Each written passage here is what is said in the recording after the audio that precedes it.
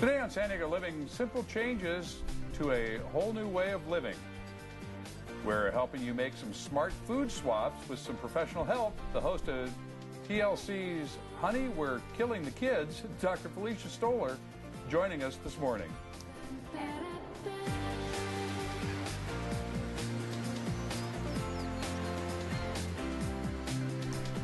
All right. Hey, it's a pleasure to welcome back Dr. Felicia Stoler once again here to see if she has managed to kill off her kids now.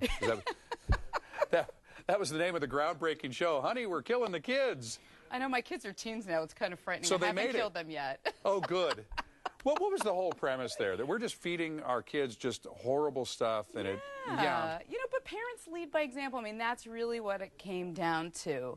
You know, I mean, I have parents that bring their kids in to see me in my private practice, and I'm like, okay, well, look at what you're doing, and look at what is going on with your kids. But I always like to say that food that is good for you also happens to taste good.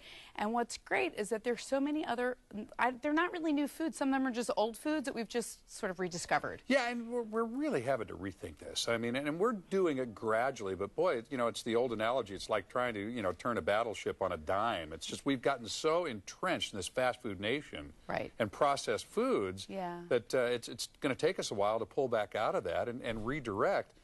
It takes a little practice, takes a little time, it takes a conscious effort. It does. And the other thing too is that we learn more. Like, nutrition is an evolving science. So, you know, there are some foods that were demonized and vilified, you know, 20 years ago, that now we're saying, oh, you know what, they're really not that bad. I cannot wait for the research to go full circle and for French fries to be the best thing that you could possibly eat.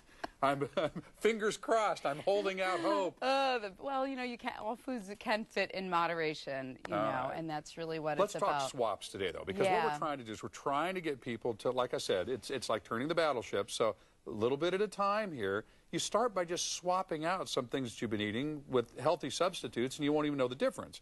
That's right. As long as you make the effort. Where do you like to start? That's right. So, I'll start at one side of the table over here. I'll start with the fats, right? Because fats make food taste good.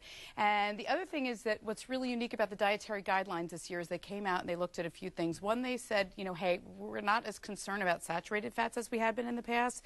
We're not concerned about eating cholesterol.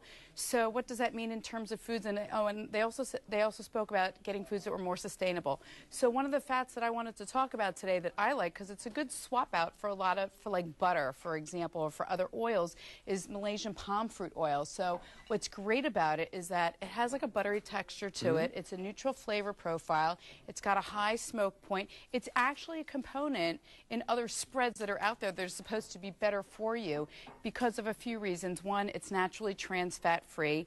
The other is that it has beta carotene, which is why it's orange, and it has something called tocotrienols, which is good for your brain health. Now, can you find that any place? You can find it around. You're going to find more of it, but as I mentioned, it is in other products, like, for example, Smart Balance, and even in this coconut spread, a coconut spread that has Malaysian palm fruit oil in it.